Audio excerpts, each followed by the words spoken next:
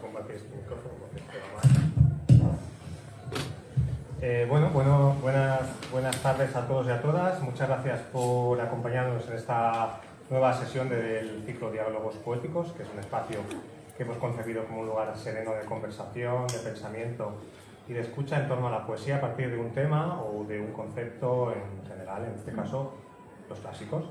Agradecemos especialmente al Centre Cívic Candeu por acogernos una vez más y por supuesto a José María Micó y a Jorge Luis Gustá por su generosidad a aceptar la invitación, es un inmenso honor.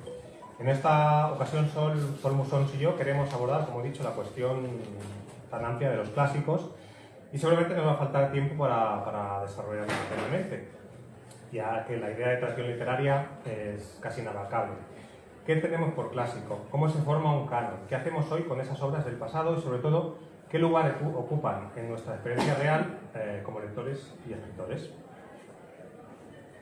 Para ello hemos organizado, como siempre, el acto en tres bloques distintos y al final de cada bloque habrá poesía y música.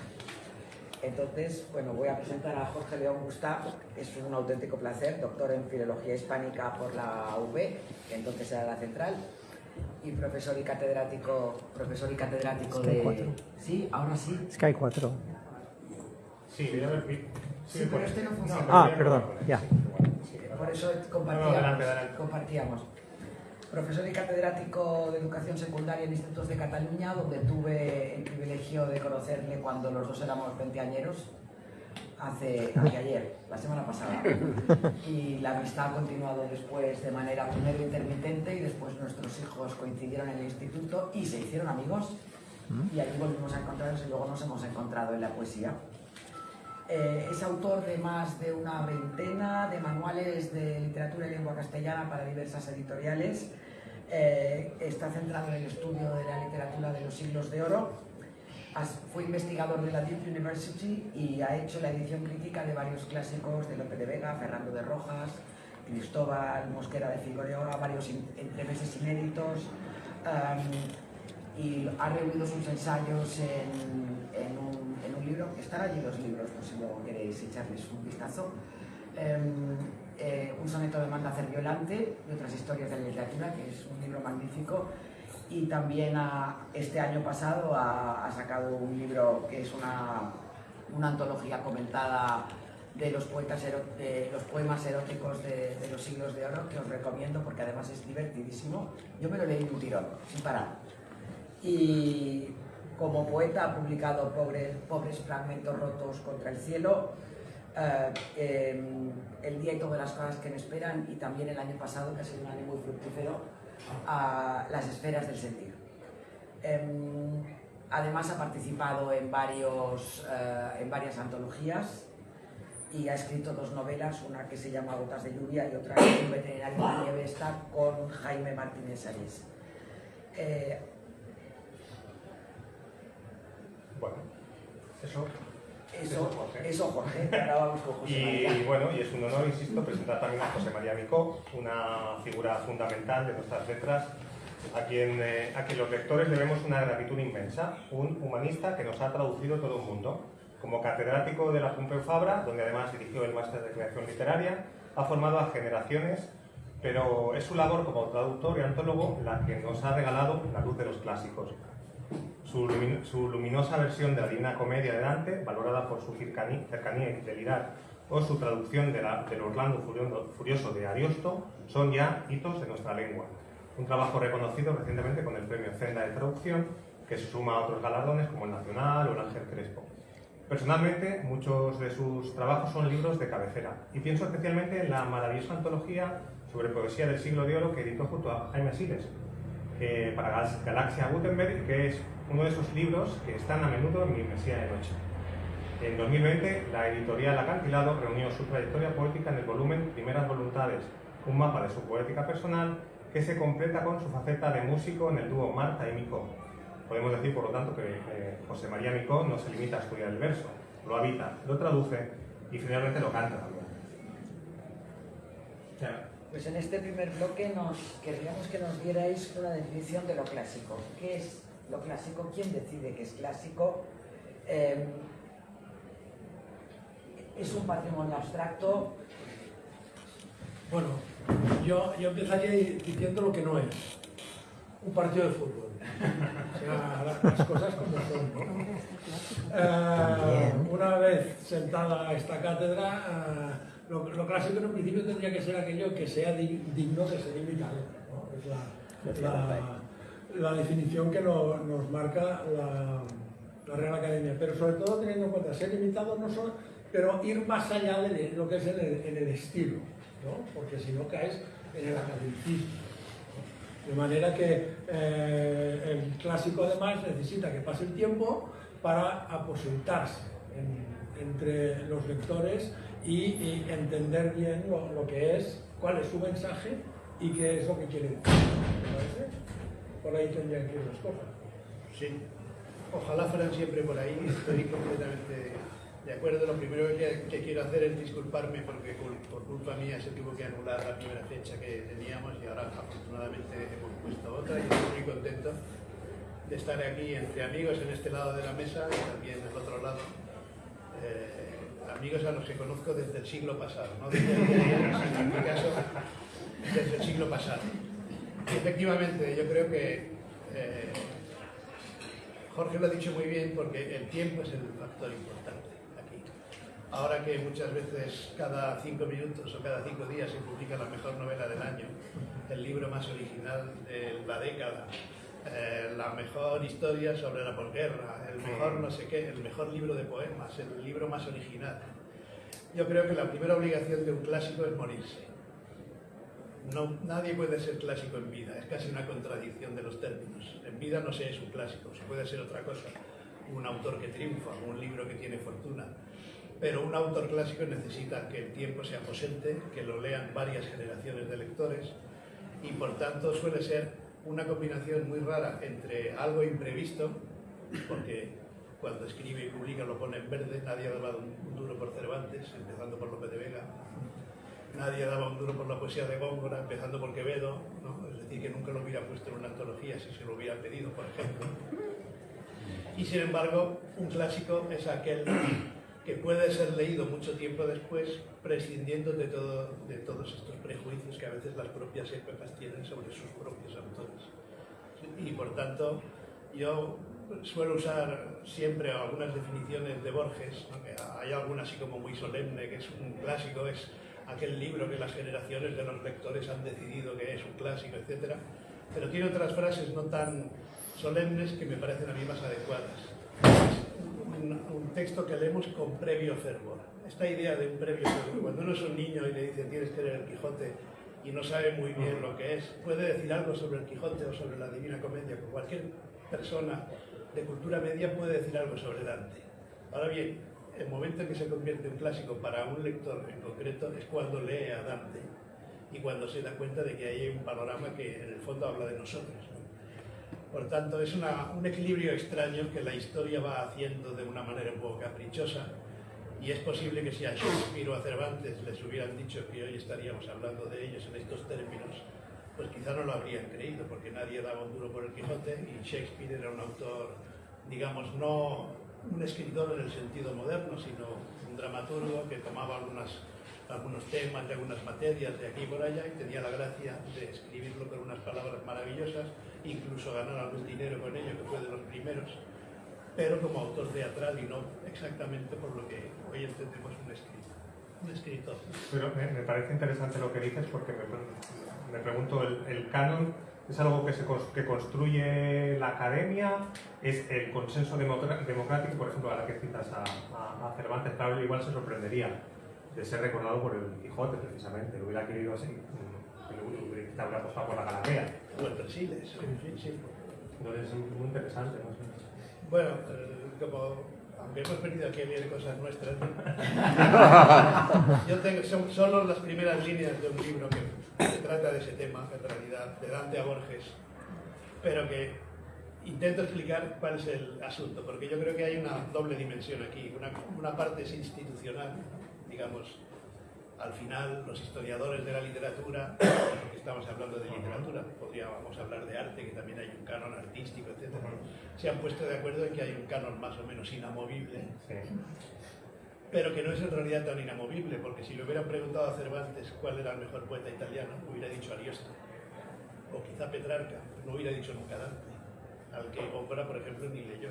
De manera que Dante, o leyó muy mal, Dante pasó unos años, unos siglos de olvido porque era arcaico, porque era más filósofo que poeta, una serie de ideas que se dieron sobre él, y el siglo XVII y parte del XVIII Dante no es nadie para casi nadie, y no hubieran dicho nunca Dante, el padre de la lengua italiana. Incluso Shakespeare, que lo recuperan los románticos alemanes. Exactamente, ¿no? Es decir, que ahora vivimos conocemos un canon que se debe en buena parte a los románticos, en muchos sentidos. Calderón, Cervantes, Shakespeare, el mismo Dante. Son clásicos hasta cierto punto recientes, aunque tengan 700 años. Ese es un factor que puede cambiar, pero luego está naturalmente lo que el autor, la semillita que el autor pone en la obra, que eso es lo más imprevisible, ¿no? Por eso leo simplemente unas líneas, porque así creo que puede ser la mejor respuesta a los grandes autores y textos clásicos que constituyen lo que suele llamarse el canon literario, que ahí también tendríamos para discutir. Los perjudica un equívoco que conviene deshacer. Nos parece que están ahí, en su limbo, porque contienen la esencia y alcanzaron la excelencia en la representación de las líneas de fuerza de la historia, la cultura y el pensamiento de su época. Damos por hecho que son característicos de una lengua, Dante, el padre de la lengua italiana, de una nación, de un tiempo histórico, el Renacimiento o lo que sea, de un estilo artístico o de una institución literaria como pueden ser los grandes géneros. Pero lo cierto es que no los define su representatividad y están ahí porque no se parecen a sus contemporáneos, porque transgredieron las normas, superaron las teorías e hicieron algo que nadie más hizo. Y en el fondo digamos que esa es ya como lector la impresión personal por la que yo he ido formando mi canon personal, porque puede haber un canon más o menos académico, pero puede haber también un canon personal. Todos sabemos por qué nos gusta un cantante y otro no. Hay razones personales ahí, por ejemplo, ¿no? Y es porque reconocemos en ellos algo que nos hubiera gustado hacer a nosotros. Y por tanto, enlazo con lo que ha dicho Jorge, que me parece muy adecuado, es como si fueran, sin haberlo previsto ellos, ni imaginado, como si fueran nuestros maestros en el fondo. Nos queremos parecer a ellos porque han hecho antes que nosotros, y muy bien, lo que nos gustaría hacer a nosotros. Y eso vale para casi todos los que a mí me gustan. Se nos han adelantado. Sí, porque incluso en algún momento destacaron de un modo u otro. Que, por ejemplo, Cervantes con el Quijote, la novela en el siglo XVI y XVII no tenía el estatus de obra literaria digna de ser considerada un clásico, ni mucho menos, simplemente porque Aristóteles no la había tenido en cuenta dentro de su poética, con lo cual la novela era un género por hacer y demás, ¿no? Lo que ocurre es que, claro, Cervantes descubre maravillosamente cuáles son las posibilidades expresivas y detrás viene Lope de Vega con con celos profesionales, es decir, se me está adelantando este hombre, me está adelantando por la derecha y sabe por dónde, y es el primero en intuirlo, por eso va contra él precisamente, porque sabe que le puede hacer sombra en este sentido. Y con el tiempo, la azarosidad del canon puede ser curiosa, porque el Quijote, nadie se da cuenta aquí en España de la grandeza de esta obra hasta que cae en manos de los ingleses en el siglo XVIII, que son los que lo entienden, que son los que lo comprenden y los que dicen, bueno, es que no sabéis lo que tenéis aquí, ¿no? Y hasta la segunda mitad del siglo XIX aquí no se dan cuenta de lo que hay aquí, ¿no? De modo que la manera de poder llegar a entender un clásico, evidentemente, tiene el factor tiempo, este factor fundamental, y sobre todo, por un lado, lo que has dicho tú, ir contra las normas, innovar todo este elemento, y en segundo lugar, no solamente dar un acervo lingüístico, mostrar una lengua literaria, sino también mostrar un mundo personal en el que podamos identificarnos o que pueda expresarnos nuestro yo. Pues me gustaría ir a eso, a vuestros clásicos personales. ¿En qué momento dejan los clásicos de ser una obligación escolar para convertirse en algo propio? La epifanía de descubrir a alguien que te encanta. ¿Y alguna predilección personal? Sí, sí. Bueno, Vamos a coincidir bastante. bueno, no sé en el tiempo. Es que a mí estaban en casa los clásicos. Crecí en un ambiente extremadamente culto, sobre todo para lo que hay hoy en día, tenía un padre que trabajaba para editoriales, había escrito y publicado muchas cosas, y tenía lo que hoy en día ha desaparecido prácticamente en todas las casas, que es una magnífica biblioteca, ¿no? Y entonces, y de ahí que yo quería leer un libro porque Paroja, que era con el que nos habían dirigido ya con 12 años y demás, pero tenía que leerlo con una edición de 1920, lo cual a uno le imponía bastante, pero que le enseñaba primero a apreciar lo que es realmente un clásico, porque es antiguo, pero te puede servir. Además, leer un Zalacaín en una edición así es muy bonito, pero por otro lado me daba la sensación de decir, cielos, aprender la reverencia al libro, ¿no? Que también es un hecho fundamental, ¿no? Y muchas veces se adelantaba el libro, ¿no? Sobre todo la cuestión de poesía,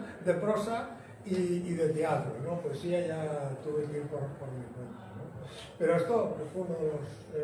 claro, a mí se me adelantaba en este sentido. Bueno, en mi caso es un poco diferente porque en mi casa no había libros, había dos. Uno era el Quijote, pero en una edición de Diego Clementín, una edición del siglo XVIII, de la que se hizo la editorial Aguilar hizo una reimpresión moderna, y las obras completas de Blasco Ibáñez, porque toda mi familia es valenciana, y mi padre, que tenía pluriempleo, por las mañanas trabajaba de contable en un banco y por las tardes trabajaba de contable, algo parecido a contable, para la editorial Carrogio, que no sé si debe existir, pero que durante muchos años se dedicaba a grandes ediciones, y entonces compró a plazos ese Quijote de Diego Clementín, que yo leí de mayor en la universidad, no fue lo primero que leí, ni mucho menos, pero me interesaron, y a Blasco Ibáñez lo releí por entonces, pero yo creo que fueron las lecturas escolares. Recuerdo un librito con santos de Merlín y las leyendas artúricas y el Cantar del Cid y algunos más en estas ediciones escolares que a veces se ponían como alternativa a los libros clásicos, pero digamos que luego acabé en la literatura gracias a la música en buena medida. Eso, en fin, es otra historia que ahora sí que cuento, pero que no contaba antes, ¿no? Pero en realidad mi primera vocación fue la vocación musical, y de oír lo que cantaba Atahualpa Yupanqui, entre otros, o lo que musicaba Astor Piazzolla, o lo que cantaba Raimon también, algo después, pero me di cuenta de que los textos tenían un valor mucho más allá de ser el relleno de la música, es lo que ahora vuelve a ser más o menos. Los textos son rellenos de la música. Yo cuando descubría en Atahualpa Yupanqui, ¿no? Vientos de injustas arenas fueron mi huella tapando, vientos de injustas arenas fueron mi huella tapando. Estos octosílabos maravillosos de la milonga del solitario, ¿no? Entonces, bueno, aquí el texto resulta que es algo más interesante.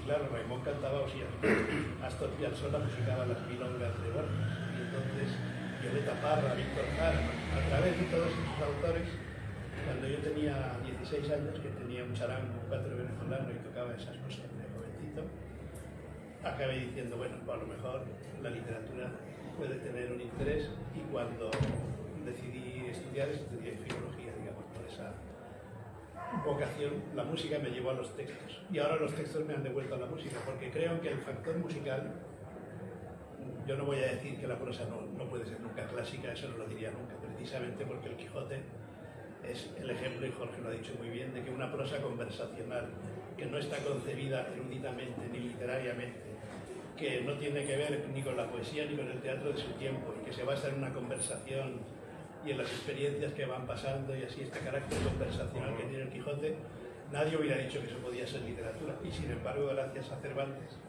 eso es literatura. Pero para mí, digamos, los grandes clásicos serán siempre los que escriben en verso, sea lo que sea el verso, que esa es otra cuestión, ¿no? Y en ellos me reconocía. A mí me hubiera gustado escribir algún verso de Ausías Marc, La carn vol carn, que lo hice más de una vez, ojalá lo hubiera escrito yo. O cuando leí el poema este de Rubén Darío, Yo soy aquel, no por lo de yo soy aquel, que eso lo ha cantado Rafael también, pero yo soy aquel que ayer nomás decía el verso azul y la canción profana, y luego un verso maravilloso que está al alcance de cualquiera, pero tuvieron que pasar 2000 años para que alguien dijese eso en español.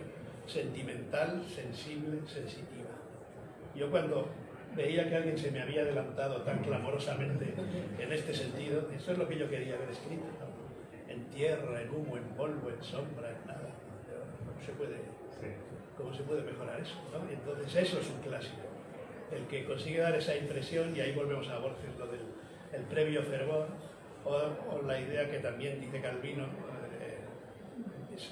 Yo recomendaría la lectura del libro de Italo Calvino, ¿por qué leer a los clásicos?, ¿no? Porque dice que es un libro que nunca acaba de decir lo que tiene que decir, ¿no? Y ahí entra una parte misteriosa. Yo he leído la comedia de Dante varias veces, como es lógico suponerlo, pero ahora la vuelvo a leer o vuelvo a explicar y siempre descubro algo nuevo, que se me había escapado, no desde el punto de vista del sentido, pero un matiz a lo mejor estilístico, un acierto estructural, algo, ¿no? Hay algo que te das cuenta de que Dante no es, bueno, no sabía qué comparación poner, ¿no? Pero que Dante no es Quevedo, no es Quevedo del siglo XVII, sino el que ahora canta. Que por cierto, o sea, si buscáis en Google Quevedo, sale el canario. Yo un día pensé, y yo así me enteré de su existencia. Estaba buscando la información de Don Francisco y dije, ¿y esto qué es? La verdad. Pero esto que has dicho de la música, en realidad es lo lógico, porque al fin y al cabo era el medio natural de expresión de la poesía, y por eso llevaba metro, era el cantado, ¿no? Poesía lírica porque se acompañaba con la lira, ¿no? Y así tanto en Grecia empieza con la poesía lírica porque se acompaña en lírica, y luego ya vienen los trovadores, que lo primero que hacen es ponerle música a sus canciones, de manera que música y poesía siempre han ido cogidos del ras, ¿no? Cogidos de la mano, ¿no? Porque ha sido el canal. El leerlos ha venido después, probablemente, ¿no? Y enlaza con lo que ha dicho Sol, en realidad que me he olvidado de contestar a ese aspecto que yo, por ejemplo, sé que hay clásicos de la literatura inglesa, y sé que y sé que hay clásicos de la literatura rusa, ¿no? Pero mis clásicos son los que han escrito en las lenguas que yo puedo apreciar a ese nivel. Por tanto, mis clásicos son castellanos, catalanes e italianos. He leído muchas otras literaturas, pero a Dostoyevsky lo he leído o en castellano o en italiano, ¿no? Pero quiero decir que está también este factor lingüístico que en mi caso es muy importante. De manera que mi canon son de esos autores que me han gustado y a los que al final me he dedicado sin haberlo previsto, porque yo no había previsto traducir la comedia hace 30 años cuando leí por primera vez El infierno. No lo había previsto. Bueno, 30 o 40 y tantos, ya. Va pasando el tiempo, ¿no? Entonces, está por un lado el canon institucional. Yo sé que Shakespeare hay que leerlo, lo he leído, he dado algunas charlas sobre él también, hay obras maravillosas y tiene versos extraordinarios, pero yo capto más, digamos, esa condición clásica en aquellos que dicen en mi lengua o en mis lenguas, ¿no? Que dicen algo que a mí me hubiera gustado decir. Bueno, está también, perdona, Harold Bloom, que tiene el canon occidental, libro que... No lo he leído, pero recuerdo que Alberto Lecuan estaba muy enfadado porque solamente dedicaba a la literatura española Cervantes, era lo único, ¿no? Neruda. Y no reconocía la valía de Lope de Vega, de su teatro, etc. Entonces, claro, dices, bueno, es lógico que lo hagan, porque viene lo que tú dices, es de la lengua que él puede entender, dominar, y es en el mundo, en este mundo lingüístico en el que uno se mueve, en el que considera que es lo importante, ¿no? Yo supongo que un Ernst Curtius ya no se puede volver a dar con su Europa de literatura latina. Es difícil, pero yo el canon occidental, que sí me lo leí en su día, claro, exactamente es eso, ¿no? Es como si yo hiciera una historia de la literatura rusa, ¿no? Molaría bien. Y entonces él, de hecho, en otro libro dedicado a Shakespeare, la primera frase es: ¿hay algo aparte de Shakespeare? Es una pregunta retórica, ¿no? Y el libro intenta demostrar que no, que todo depende de Shakespeare, pero sí, hay muchas cosas aparte de Shakespeare, ¿no? Y otros autores. Y hay, por ejemplo, en ese libro, Petrarca, que es posiblemente el poeta más importante para la poesía posterior al Renacimiento, no tiene un capítulo como si tienen Cervantes y otros. Y Borges y Neruda son como secuelas hispanoamericanas de Walt Whitman, ¿no? Como si de Walt Whitman se pudiera explicar a Neruda, se pudiera explicar a Borges.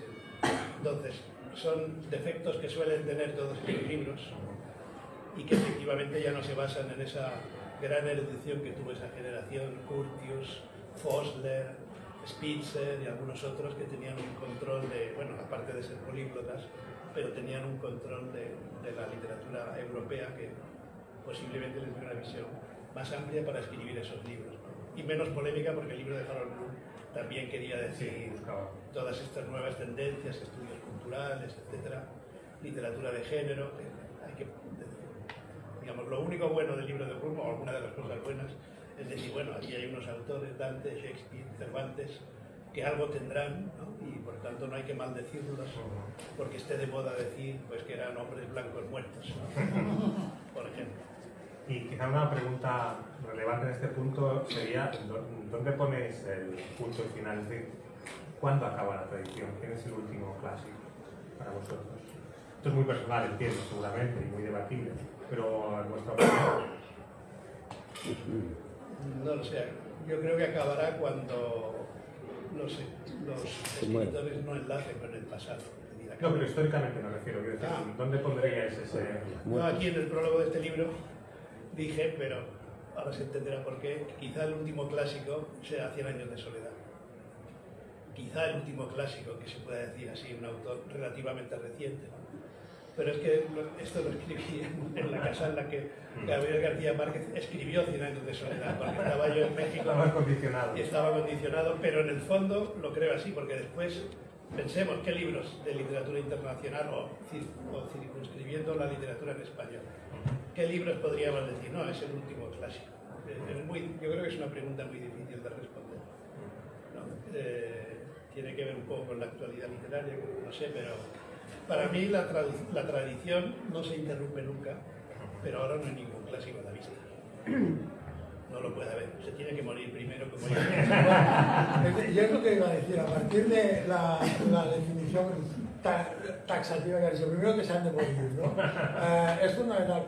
Pero también hay otra, y ha de permitir, un clásico te ha de permitir inspirarte en él, pero no estás copiando. Es decir, ahora que estás diciendo esto de García Márquez, yo recuerdo en los años 85, 84, 80, yo trabajaba para una editorial leyendo manuscritos de libros, cuando a las editoriales les interesaba todavía recibir manuscritos. Tú sabes la cantidad de cientos de años de soledad que he tenido que tuve que leer, que no se publicaron evidentemente, ¿no? Pero todo era realismo mágico que nos llegaba y demás, ¿no? Y ahora ha vuelto, sí, no me hables, Bueno, a ver, ahora ha vuelto con el amigo Uclés, es que el realismo mágico, no sé, ¿a alguien le gustaría comprar un cuadro que fuera como de Botero, exactamente igual? ¿O ya compramos un cuadro de Botero? No sé, pregunto yo, Bueno, pero en aquel momento era imitación de un libro que estaba de moda. Ahora ya es un referente, porque ya ha pasado suficiente tiempo como para que pueda ser no una imitación, sino una intertextualidad, que se dice ahora, etcétera, etcétera, ¿no? De modo que la imitación no te obliga a copiar ese mundo, sino a expresar tu mundo a través de, ¿no? Que es lo que no sé si ha hecho el amigo Uclés, porque no acaba la novela. Pero es así, y hemos de tener en cuenta una cosa fundamental, sobre todo los que hemos trabajado en secundaria, que lo hemos visto, que el nivel de lectura ya se sabe cómo es, etcétera, etcétera, ¿no? Autores que nosotros considerábamos que eran facilísimos, como Don Benito, tristemente llamado Garbancero, hoy en día a los alumnos, o Baroja, que era alguien muy sencillo, que ya he dicho que leíamos a los 12, 13 años, hoy en día les resulta extrañísimo, incluso Baroja, que es hombre de muy pocas subordinadas, ¿no? Es un texto que para ellos resulta difícil, y no hay nada mejor para un clásico que resultar difícil para los adolescentes, ¿no? Una de las pruebas fundamentales. ¿Por qué? Porque la informática, creo yo, ha cambiado por completo la concepción, la manera de ver las cosas. Y es una de las cosas que creo que puede decir, ostras, es que los clásicos quizás sí que lleguen hasta García Márquez, tal como dices tú. A ver, Machado tenemos que considerar un clásico, ¿no? Y ya tiene, entre el 40 y el 2000 poco que murió García Márquez, haya 60 años, lleva ya 60 añitos. Yo creo que podemos poner ahí, estabas acertado, iluminado, ni que fuera por el espíritu de García Márquez, para realmente sí. Pero un libro clásico sí puede ser quizá un autor vivo. Pienso por ejemplo en Arma del Mar, de Joaquín Ferrer, ¿es un clásico? Buena pregunta. No. Hombre, hizo una época, eso sí. Sí, es que esa es un poco la diferencia también. Y además la hizo por contraste con otros libros que yo también llamaría clásicos anteriores. Don de la ebriedad, Sí. por ejemplo. Es un libro clásico para mí, ¿no? de Claudio Rodríguez. Y que además son equivalentes en el sentido de que dos casi adolescentes, o poco más que adolescentes, escriben libros geniales o genialoides, inspirados, digamos. Uno muy poco literario en principio, con pocas lecturas que había tenido Claudio Rodríguez, el otro más culturalista o desde ese punto de vista más innovador. Los separan pocos años desde el punto de vista de la historia universal de la literatura, los separan pocos años de diferencia, y en esos años, los 50, 60, 70, se publicaron muchos libros de poesía potencialmente clásicos. Entonces ya entran otros factores, o de gusto, o de... sirve para explicar un cambio estético en la poesía. A lo mejor el más representativo de los novísimos sea precisamente Arma del Mar, libros de más calidad, de un autor con trayectoria, etc. Pero en esos años se publicaban muchos libros que podrían ser clásicos de la poesía española de posguerra, ¿no? Entonces yo no sabía, y vuelvo al principio, afortunadamente Pérez Ferrer no se ha muerto. Gamoneda tampoco. Gamoneda tampoco, y Gamoneda pasó su infierno también, sí. Es decir, todos los que estuvo al margen del grupo de los 50, ¿no? Y por tanto quizá cuando mueran los veremos desde otro punto de vista también. Le pasó a Borges, ¿no? Es decir, era incontestable en los últimos años de su vida, se murió y ya pues, como es normal, la literatura argentina creció contra Borges, como creció en parte la colombiana contra García Márquez también, ¿no?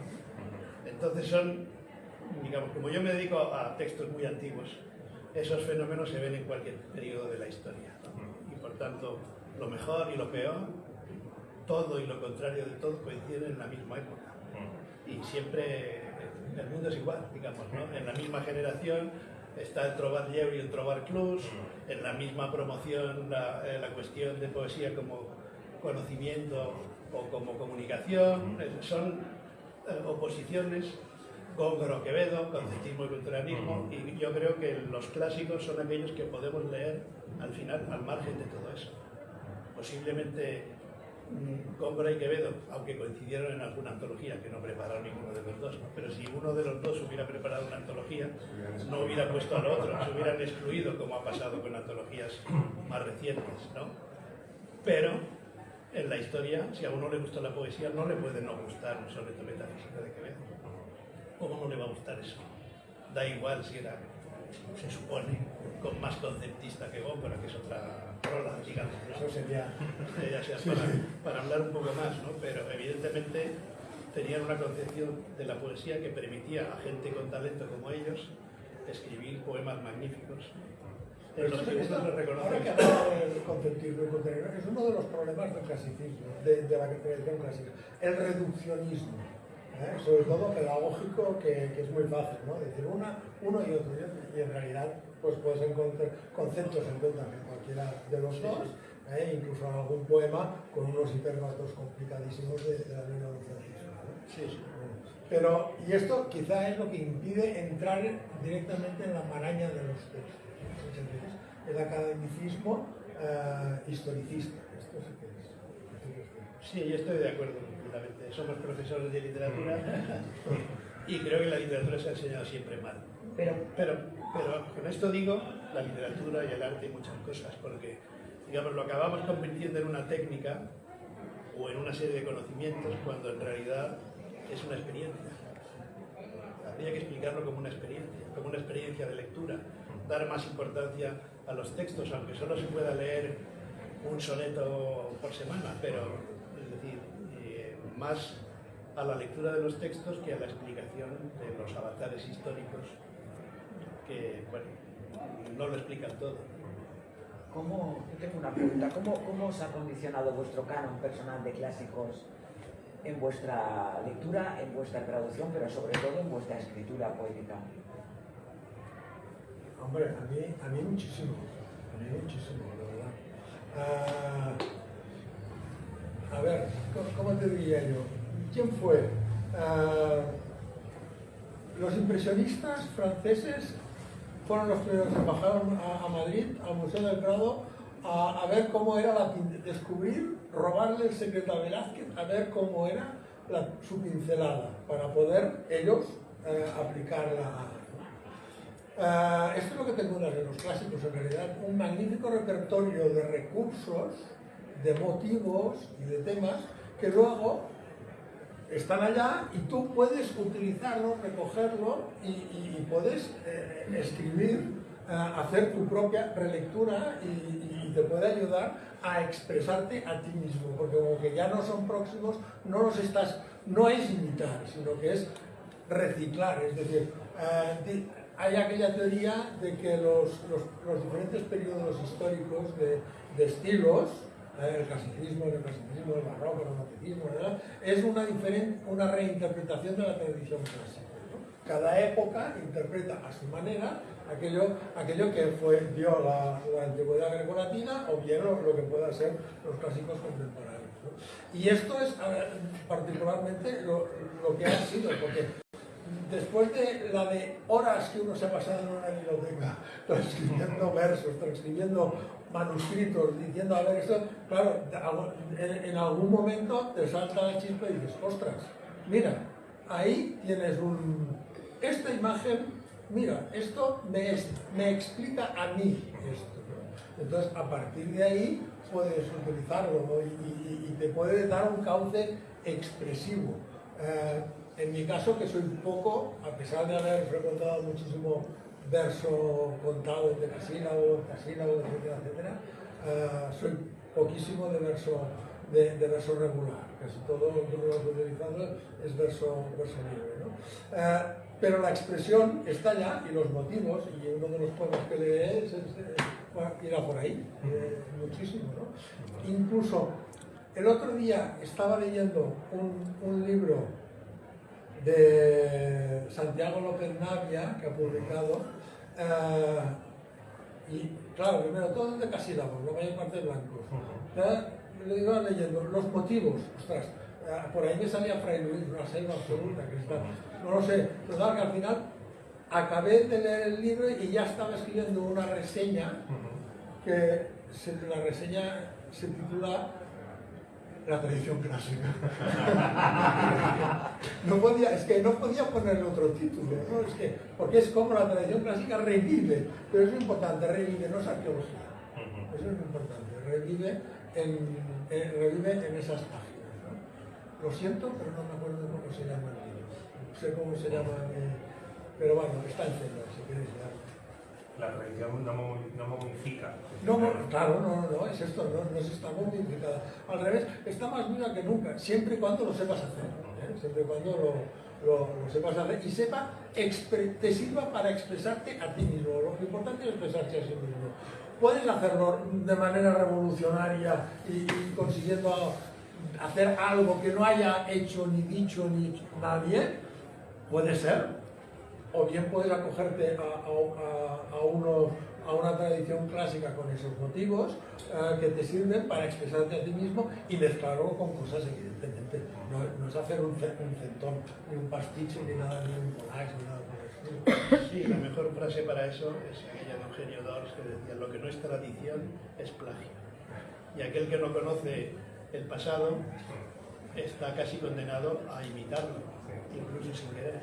Hace muchos años un estudiante que no era del máster, sino era en la Universidad de Girona, ¿no?, que escribía versos en catalán, y yo le dije, ¿y qué llegeixes? ¿No? Y me dijo, literalmente, no, yo no llegeixo ningún porque no me influeixi. ¿No? Por primera vez me lo han dicho 2 o 3 veces en mi vida. Una vez hace muchos años, ¿no? ¿Y eran buenos? No, entonces ese prejuicio de que, ¿no? Pero sería absurdo que un pintor no mirase lo que han hecho otros pintores, sería completamente absurdo, porque hay ahí una necesidad de aprender, de aprendizaje, porque nadie nace sabiendo, a no ser que sea Claudio Rodríguez o Pérez y Ferrer, ¿no?, que tenían una intuición bien alimentada desde la juventud. La de Ferrer con lectura sin duda, la de Claudio Rodríguez con otro tipo de vibraciones en su cuerpo, pero para mí es un caso moderno de inspiración en un sentido bastante auténtico de la palabra. Como un chico de 17 años puede escribir esos versos, ¿no? Para empezar también medidos, en decasílabos tan musicales, etc. Para mí lo que ha sido fundamental es notar la conciencia de forma. A veces lo explico así.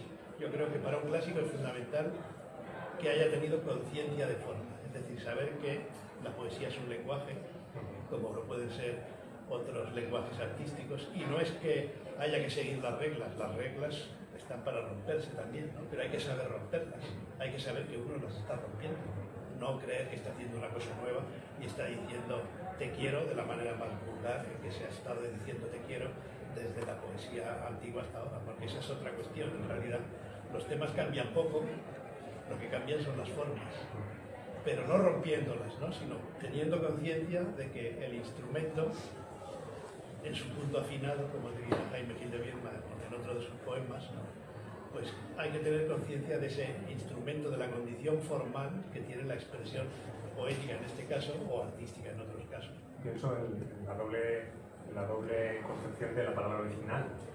Puede ser original, que remita a un origen y que sea además nuevo. Y ya para cerrar un poco este primer tema, pues me gustaría que nos leyerais un poema que fuera fundamental en vuestro conocimiento de los clásicos o que os apasione especialmente, pero se me ha ocurrido también una pregunta un poco provocativa, que si queréis, os doy 2 opciones. Podéis darle la patada a un clásico del canon o entrar a alguien en el canon, como queráis. Pero podéis ser... tenéis una bala, podéis usarla si queréis. Mira, te tomo la palabra porque yo había traído un poema. Para vuestra desgracia os diré que es muy largo, 400 versos, pero lo he recortado. De alguien que no suele figurar en el canon, además, pero que es un poeta al que yo quiero mucho. Don Juan Boscán. Ahí es el que empieza el Renacimiento en España, lo triunfa con Garcilaso, sí.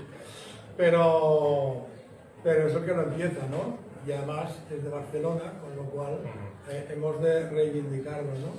A mí me gustó mucho una epístola que tiene escrita a don Diego Hurtado de Mendoza. La epístola, antes lo comentábamos, es un género que permite no ser retórico. Y aquí él explica cómo es su vida cotidiana en Barcelona, una vez se ha retirado ya de la corte y de muchas cosas, y explica también lo feliz que es en su vida conyugal. No estuvo mucho tiempo casado con Ana Girón de Rebolledo, pero vemos una visión de la vida conyugal y de la mujer que no tiene nada que ver con la mujer idealizada del Renacimiento hispánico, italiano, lo que sea, ¿no? Sino todo lo contrario, ¿no? Es una vida en común, con mucha complicidad, y que nos permite ver, sobre todo, que es muy próximo, dejando la retoricidad. Es un poquito largo, pero bueno, yo creo que intentaremos solventarlo. Holgué, Señor, con vuestra carta tanto, que levanté mi pensamiento luego para tornar a mi olvidado canto. Está escrito en tercetos encadenados. El estado mejor de los estados es alcanzar la buena medianía con la cual se remedian los cuidados. Y así, yo, por seguir aquesta vía, heme casado con una mujer que es principio y fin del alma mía. Esta me ha dado luego un nuevo ser con tal felicidad que me sostiene, llena de voluntad y de entender. Esta me hace ver que ella conviene a mí y a las otras no me convenían. A esta yo tengo y ella me tiene. A mí las otras iban y venían y a poder de mudanza a montones de mi puro dolor se mantenían. Campo que era de batalla el lecho, ya es lecho para mí de paz durable. Dos almas hay conformes en un pecho. La mesa en otro tiempo abominable y el triste pan que en ella yo comía y el vino que bebía lamentable, ahora el casto amor acude y manda que todo se me haga y muy sabroso, andando siempre todo como anda. De manera, Señor, que aquel reposo que nunca alcancé yo por mi ventura, con mi filosofar triste y pensoso, una sola mujer me la asegura y en perfecta razón me da en las manos victoria general de mi tristura. Y aquellos pensamientos míos tan vanos, ella los va borrando con el dedo y escribe en lugar de ellos otros sanos. Así que ni yo quiero ya ni puedo tratar sino de vida descansada, sin colgar de esperanza ni de miedo. Ya estoy pensando, estando en mi posada, cómo podré con mi mujer holgarme, teniéndola en la cama o levantada. Conmigo mi mujer sabrosamente esté, y alguna vez me pida celos, con tal que me los pida blandamente. Comamos y bebamos sin recelos, la mesa de muchachos rodeada, muchachos que nos hagan ser abuelos. Pasaremos así nuestra jornada, ahora en la ciudad, ahora en la aldea, porque la vida esté más descansada. Cuando pesada la ciudad nos sea, iremos al lugar con la compañía a donde el importuno no nos vea. Allí podré mejor filosofarse con los bueyes y cabras y ovejas que con los que del vulgo han de tratarse. Allí no serán malas las consejas que cantarán los simples labradores, viniendo de arrastrar las duras quejas. ¿Será pues malo allí tratar de amores, viendo que Apolo con su gentileza anduvo enamorado entre pastores? Nosotros seguiremos sus pisadas, digo yo, y mi mujer nos andaremos, tratando allí las cosas enamoradas, y do corra algún río nos iremos a la sombra de alguna verde haya, do estemos mejor nos sentaremos. Tendremos allí la falda de su saya, y en regalos de amor habrá porfía, cual de entrambos hará más alta raya. No tendremos envidia del que está en Roma, ni a los tesoros de los asianos, ni cuanto por acá del India asomas. En mi fuerte estaré dentro de mi muro, mi locura de amor, mi fantasía, que me pueda vencer en su conjuro. Pero es una visión no retorizada, sin apenas alusiones a los tópicos y a una vida, bueno, eso, muy tranquila. Y como se decía en la República, incluso en la casa de Hurtet, con el fin de semana fuera y demás. En fin, eso es. ¿Y tú vas a utilizar tu capacidad para expulsar a alguien del canon o...? No, para expulsarlo no, pero como decían los clásicos, a veces Homero también duerme, se echa una cabezadita, ¿no? Y no lo había pensado, porque yo pensaba más bien, en el sentido positivo, en aquel soneto de Góngora, al que he aludido por el último verso, en tierra, en humo, en polvo, en sombra, nada, es uno de los más famosos, mientras por competir con tu cabello, oro bruñido al sol relumbra en vano.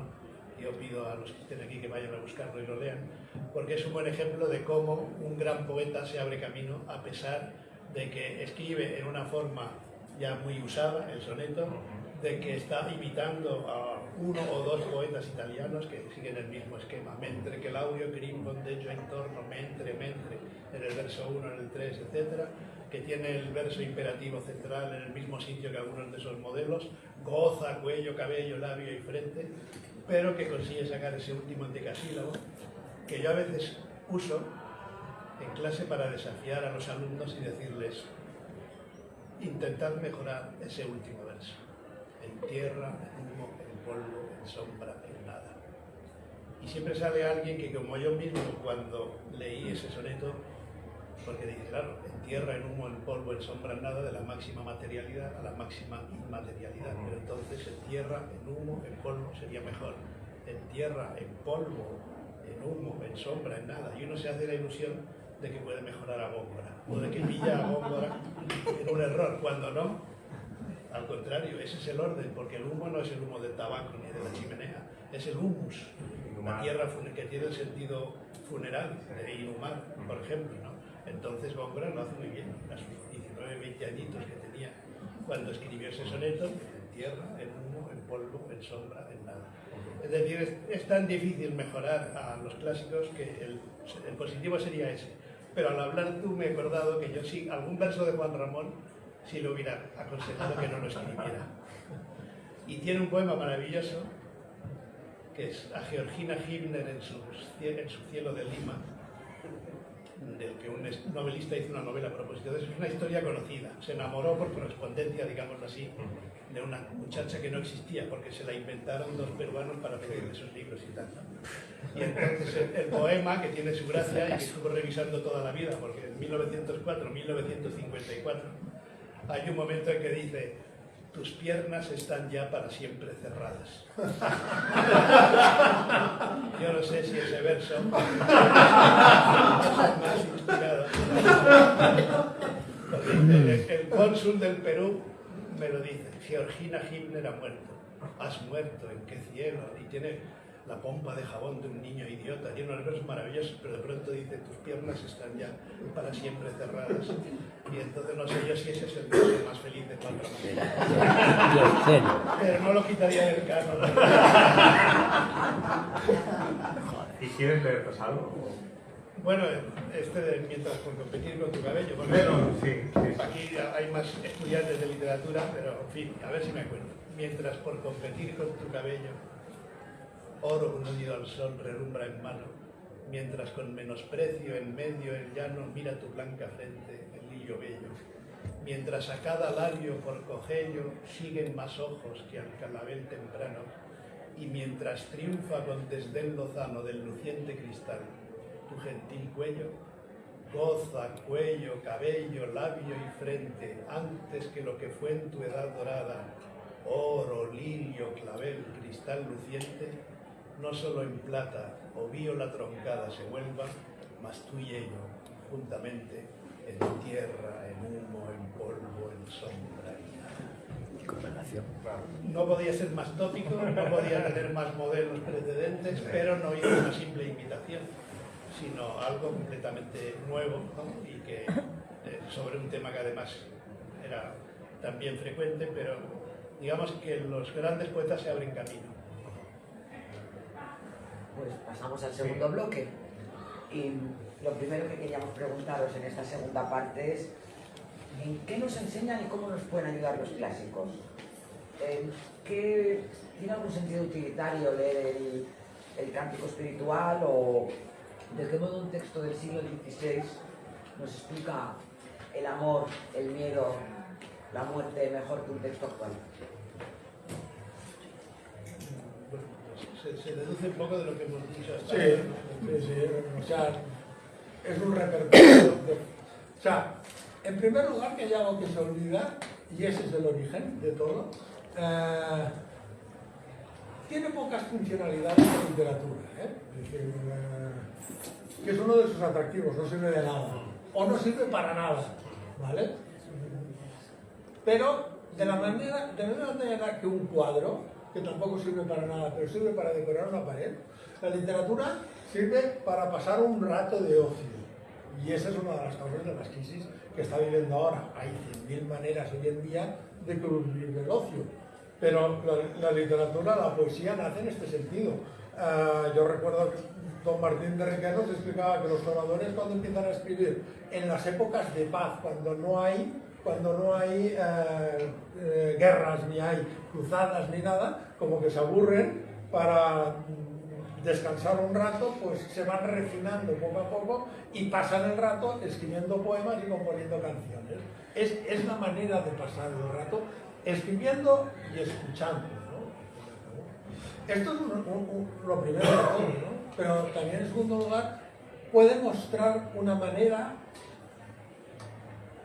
de entender el mundo. Por ejemplo, o sea, soy un poco escéptico, ¿no?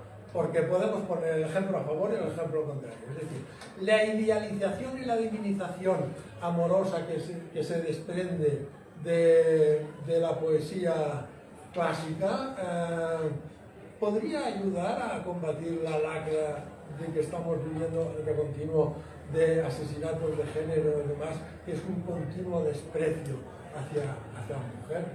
Y eso, ¿no? Es decir, se me podría decir por otro lado, pues anda que cada obra de teatro de Calderón que déjalo correr, ¿no? Es decir, que sería el mejor que no se viera, ¿no?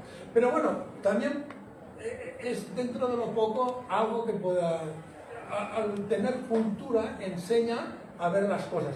O el ejemplo quijotesco que te enseña a comprender a los personajes, ser próximo a los personajes, ver que todo es próximo a ellos, que tienen sus pros y sus contras, no son ni buenos ni malos, ¿no? Y eso te ayuda a odiar menos a las personas, si no se llaman Netanyahu. Yo creo que es lo único que es lo que podría. Yo también lo creo, sí lo ha dicho muy bien, ¿no? Es decir, pasar un buen rato. ¿Quién se niega a pasar un buen rato? Entonces, lo que creo que hay que intentar es educar en la lectura y que nos demos cuenta, lo descubrimos individualmente. Y yo también en eso creo que tampoco se puede generalizar ni pensar que la literatura es una experiencia colectiva. La convertimos en una experiencia colectiva en las historias de la literatura, en los fenómenos editoriales actuales, etc. Pero básicamente el goce de la literatura, como otros goces que tiene la vida, es tristemente individual y no sale de nosotros. Y es difícil de transmitir. Si yo escribo poesía es para intentar conseguir el mismo efecto que conseguían en mí los versos que yo leí, pero eso es difícil de compartir, es difícil de explicar también, pero hay este elemento que Cervantes otra vez más dio con la clave en la primera frase del prólogo del Quijote: desocupado lector.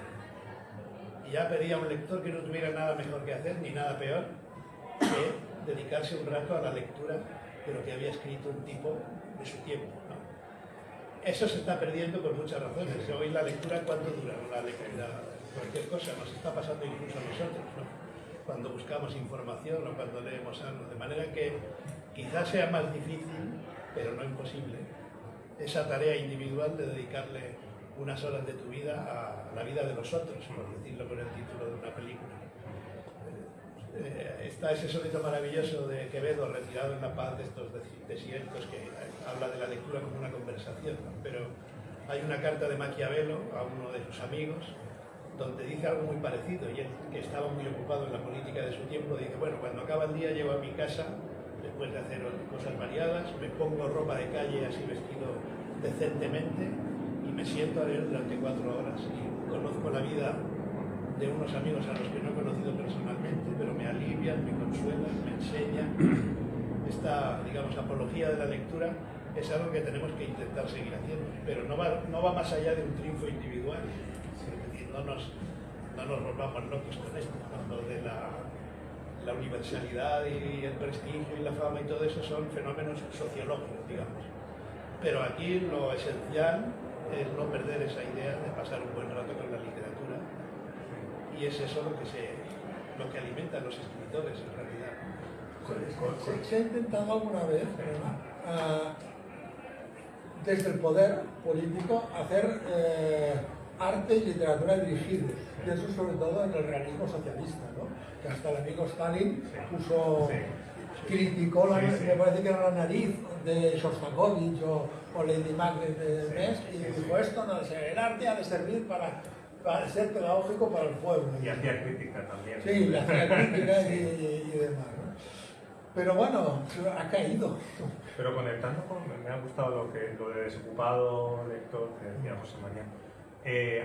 Hablan de algo que se llama el efecto Netflix, que es que ahora las películas que se hacen en estas plataformas de consumo masivo ya están pensadas para el espectador que está teniendo varias cosas a la vez.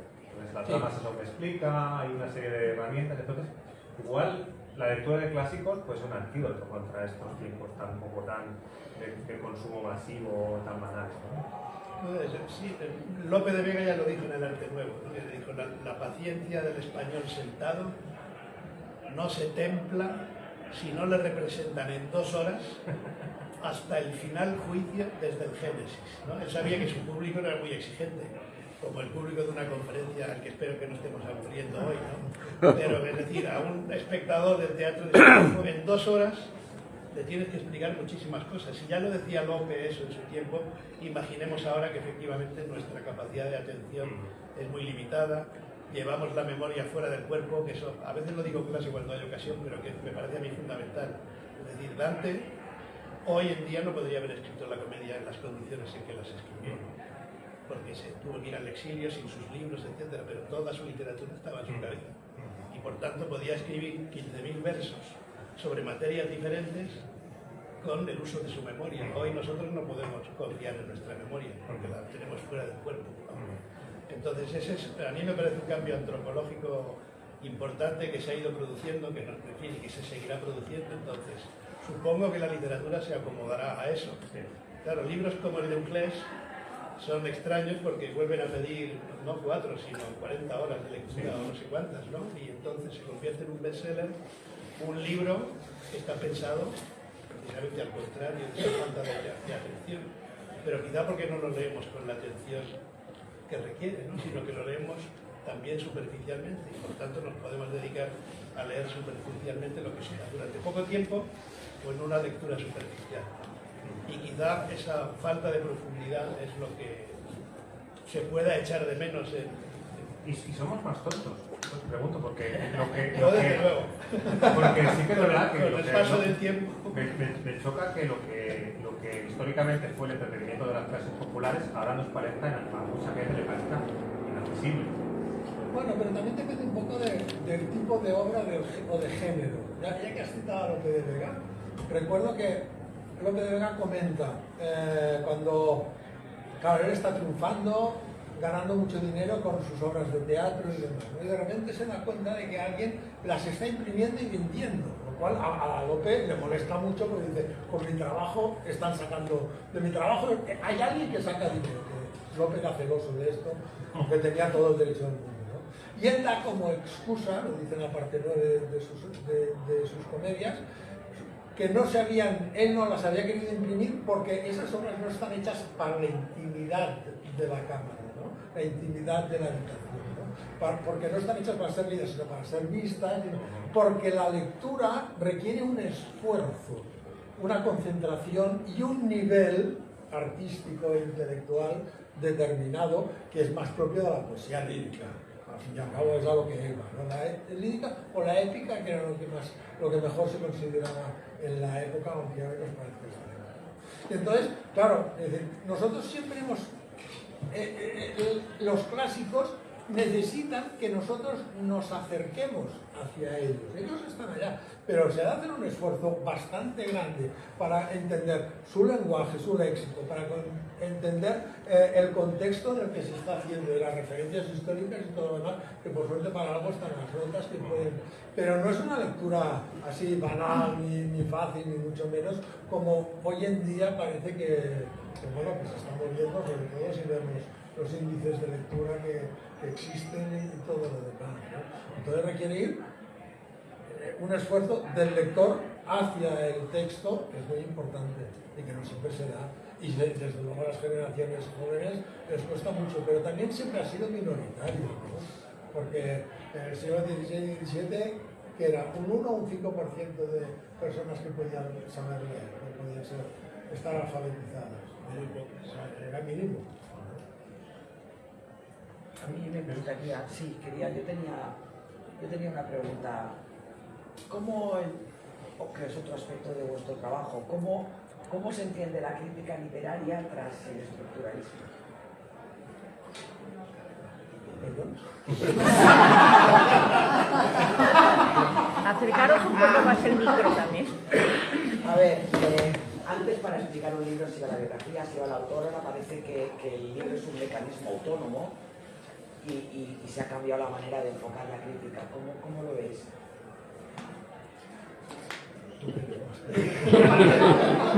¿Puedo cambiar la pregunta? No, si yo puedo... No, es que, en fin.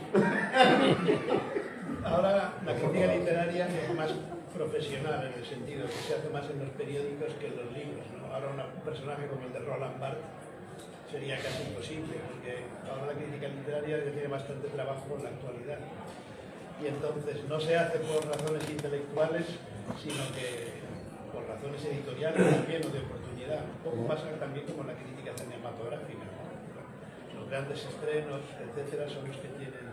Entonces esa crítica profesional, que es valiosa, va por un camino, y otra es la crítica académica, digamos, que no sé en qué punto se habrá quedado después del estructuralismo y la crítica genética y todas estas cosas, ¿no? Entonces, en los dos sentidos de crítica literaria, pues es distinto, ¿no? Pero te cedo la palabra. No, a ver, el libro realmente lo escribe un señor y se lo da a los lectores. Entonces, para que el lector lo lea y sea suyo, ¿no? Claro, es importante comprender, o sea, cada uno lo puede entender, pero hay cosas que no se pueden entender porque se interpretan de mala manera, ¿no? Por ejemplo, un ejemplo sencillísimo. Creo que en Rusia, la Rusia staliniana, eran muy aficionados a ver Fuenteovejuna. ¿Por qué? Porque era la revolución del pueblo que iba contra el comendador y todo el pueblo se alzaba en armas y demás, ¿no? Es no haber entendido absolutamente nada de Fuenteovejuna, porque allí lo importante al final es que quien instaura el orden es el rey que viene y pone orden a los desmanes que ha hecho el pueblo, aunque sea injusto el señor. Pero la estructura social no se puede tocar porque es la base del sistema de la monarquía, etcétera, etcétera, ¿no? Entonces, no se puede lanzar ideas así, sin ningún tipo de sentido, descontextualizándolo de su lugar.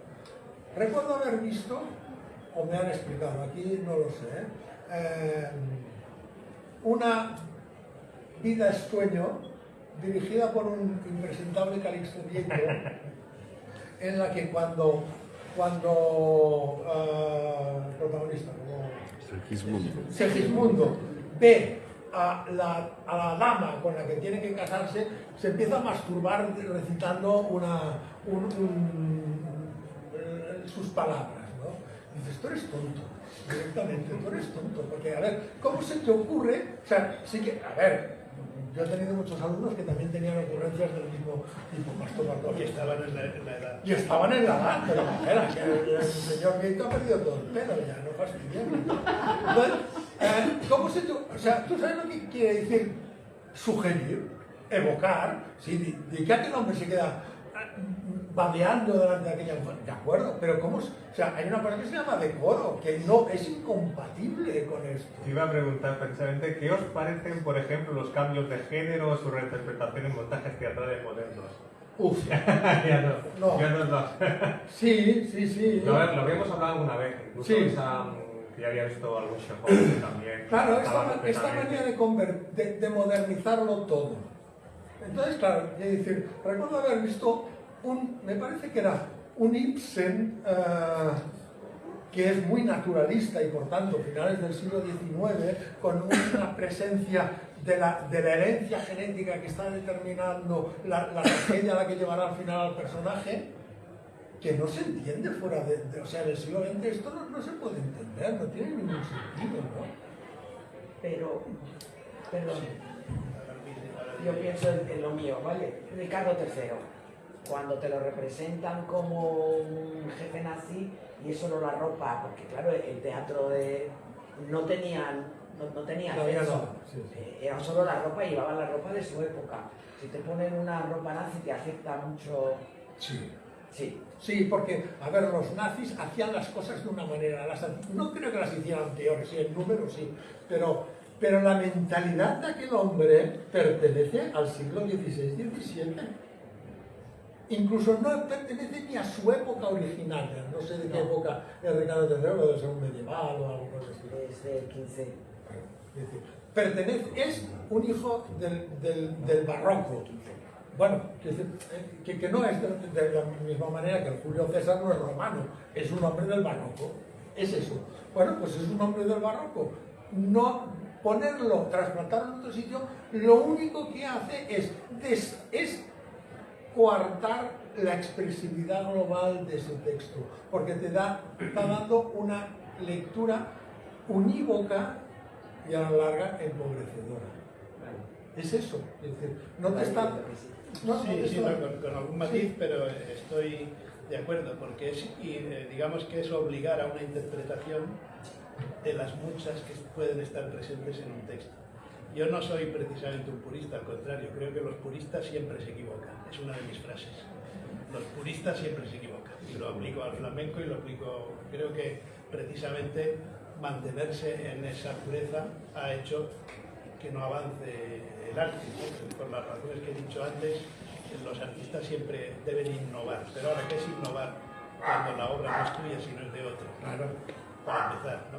Y entonces yo creo que para mi gusto, que he visto adaptaciones, por ejemplo, de Orlando Furioso, una histórica de Luca Ronconi en Italia en los años 70. Claro, en Orlando Furioso son 40.000 versos y ahí se queda reducida a unos pocos movimientos, así como además metafísicos, ¿no? Pero tenía su gracia porque identificó los pasajes principales, lo mismo que por ejemplo hace Paco Ibáñez con las coplas de Juan Manrique, no las puede cantar todas, pero tiene acierto para encontrar cuáles son las coplas que dan un sentido. Por tanto, aquellas adaptaciones, aunque puedan ser originales desde el punto de vista visual, pero que no pierden de vista el texto, porque en muchas de estas adaptaciones el texto no tiene ninguna importancia, ni lo que diga ni el texto mismo, porque no tiene protagonismo. Y hablando así, podría poner el ejemplo del Tratado Cuarto del Lazarillo de Tormes, el fraile de la Merced. Si eso se convirtiera en una película o algo, Calixto Beito haría de todo, ¿no? Pero la gracia de ese texto es que en realidad parece no pasar nada cuando el texto dice de todo en 10 líneas, ¿no? Que cuando está con el fraile de la Merced, que está poco tiempo, ¿no? Me regaló mis primeros zapatos, los primeros zapatos que yo rompí en mi vida, ¿no? Y en la época había refranes que dicen: el diablo no se harta de romper zapatos, o sea que lo de romper zapatos ya es una maldad.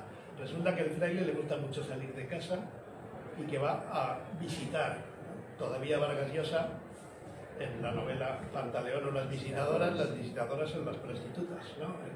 Por tanto, un fraile que le gusta mucho visitar, y por eso, y ahora viene una frase terrible, por eso y por otras cosillas que no digo, salí de él y se fue. Son 7 u 8 líneas, pero claro, si eso si a ese texto le obligas a tener una interpretación, pues imaginemos cómo sale el fraile ahí, ¿no? Abuso sexual, pederastia, prostitución, sale de todo, ¿no? Pero la gracia está en la sugerencia. Entonces, convertir la sugerencia en una evidencia es algo que a veces en estas versiones operísticas, ¿no? O sí, en la Furia del Fawcett o algunas cosas con el Quijote y con otros, ¿no? Entonces, eso depende un poco de... Si respetan el texto, tiene un cierto sentido. Si no lo respetan... Ahora que hablas de ópera, recuerdo haber visto una Tosca que me decía quemarse el liceo, porque nos explicaban la vida de Pasolini. Sí. O sea, tú compras, vas a ver Tosca y te enteras de toda la vida de Pasolini. Y dices, este señor que hay por aquí debe ser del teatro de al lado que se ha perdido, porque no... O sea, ¿qué hace este hombre aquí en Madrid? Y aquí Turandot con final. ¿Cuál? Uno que hicieron en el liceo que tenía, le escribieron el No, final. pero esto ya está, Bueno, yo creo que ya está en la tradición, el sí, final del Alfano. añadirlo, ¿no? Pero bueno, esto muchas veces, pues claro, es ir a lo fácil, ¿no? Ellos, lo que comentaba el otro día, vosotros imagináis que vais un día al Palau o al auditorio y vais a escuchar una novena de Beethoven y os sale un rapero y os pone una base y luego añade lo que sea, es decir, os indignaríais. ¿Por qué? Porque está perdiendo toda la expresividad de esa obra, ¿no? La grandeza es que, siguiendo cada una de las notas que escribió el amigo Beethoven, haga su interpretación personal. Y eso es ser bueno. Eso es ser bueno. Lo otro es ir por lo fácil, insultar así moderno, rompedor, pero por el lado fácil, ¿no? Entonces, ¿cuál es el mayor obstáculo para la transmisión de la tradición? ¿Una aproximación demasiado academicista y un poco fría? ¿O una divulgación que quizá la banaliza para todos los públicos? ¿Y dónde está el punto medio, quizá en lo que tú decías, en el respeto al texto? Sí, lo que pasa es que yo tiraría piedras contra mi propio tejado ahí, ¿no? Porque entonces yo que creo en la lengua original y que Dante es maravilloso cuando dice sus cosas en italiano, ¿no? Pero una buena manera de acceder a eso es la traducción, sea la mía o sea cualquier otra. Una traducción es una buena mía. Por tanto, yo no soy partidario de condenar todo lo que sea adaptar de algún modo, facilitar de algún modo la lectura. La traducción tiene de hecho la ventaja de que aunque traduzcas un texto medieval tienes que hacerlo legible sin desvirtuarlo para un lector de poesía contemporánea. Es decir, que un lector de hoy tiene que seguir viendo que se trata de un texto en verso. Yo, por ejemplo, creo, aunque tengan un valor filológico, las traducciones de textos, por ejemplo, las de Martín de Riguer de Los Trovadores, son traducciones de servicio, en prosa, explican muy bien el texto, pero no convierten el original en un poema, que es algo que, bueno, algunos de los que están aquí intentamos hacer con los poemas de otros, ¿no? Y por tanto esa es la verdadera traducción, es que siga siendo poesía, más allá de la época en que se escribió y todo eso, respetando el sentido original. Por eso, es decir, a mí me preguntaron cuando Trapiello publicó El Quijote, ¿no? Pues a mí me parece que todo es bueno. Si hoy me lo ha preguntado un alumno en clase, precisamente. Y yo le he dicho, bueno, si puedes leer el libro de Trapiello, puedes leer también El Quijote, porque la única frase que no se entiende es la primera, le he dicho. En un lugar de la Mancha. Que esa efectivamente no se entiende, porque la gente no la entiende, porque el lugar es un pueblo y no en un sitio, en una parte de la Mancha. Quiere decir, en una población de la Mancha, de ahí la gracia, de cuyo nombre no quiere, porque ya ahora, claro, lugar es una palabra que en el español, hasta recientemente, pues se sabía que lugar es igual a pueblo, ¿no? Entonces, si ya pasas de esa primera frase, puedes seguir leyendo a Cervantes, porque bueno, luego te salen otras cosas, pero es una prosa muy conversacional, ¿no? Pero según qué lector, le puede servir que Trapiello diga en un pueblo de la Mancha, de cuyo nombre no quiero acordar, claro, en lugar de leer la nota, ¿no? Sí, tú te has movido ya en el ambiente universitario, que evidentemente es en el que se han de leer los libros tal como fueron escritos, ¿no? Pues eso tendría que ser el ideal, ¿no? En el ambiente en el mundo en el que yo me he movido, que son es la secundaria, sí que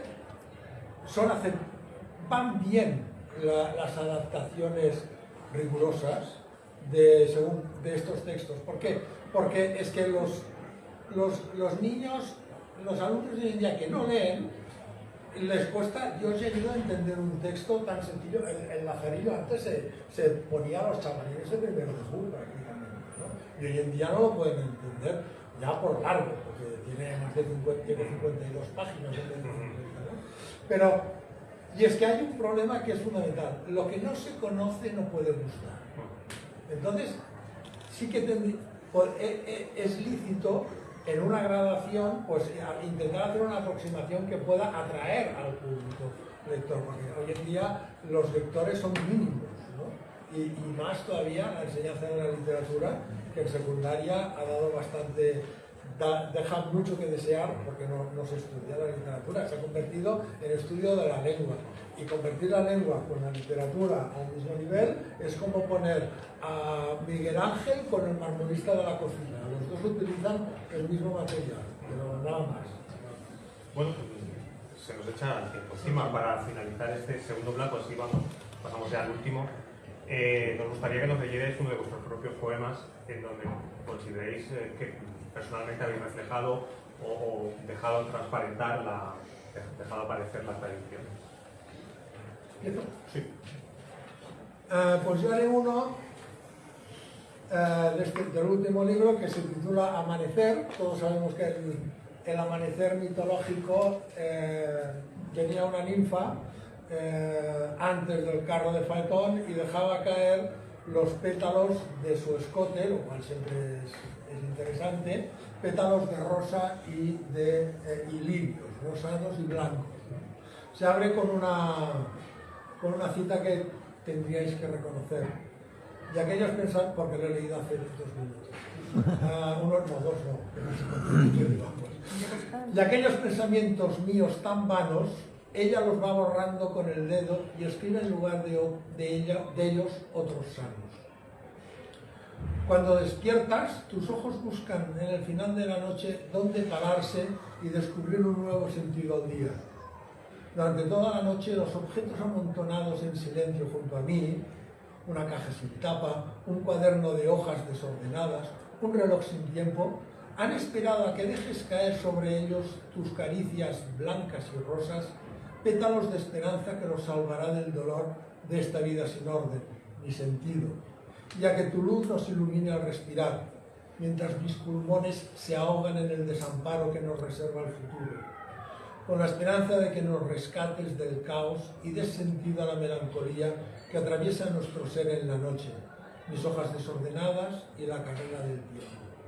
Y cuando abres los balcones y destapas la mañana y aguardas en las cajas llenas de luz la habitación y la casa y mi vida, cierras con tu sonrisa mis abismos y apagas con la punta rosada de tus dedos mi sed de cierta herida.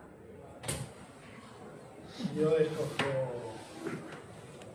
tenía dudas, pero escojo un poema que enlaza directamente con Quevedo, con uno de esos sonetos metafísicos a los que he aludido y que termina con un verso maravilloso que no es totalmente suyo, porque la idea está en un soneto de Dibelé anterior de las antigüedades de Roma, pero termina con este broche maravilloso: lo fugitivo permanece y dura.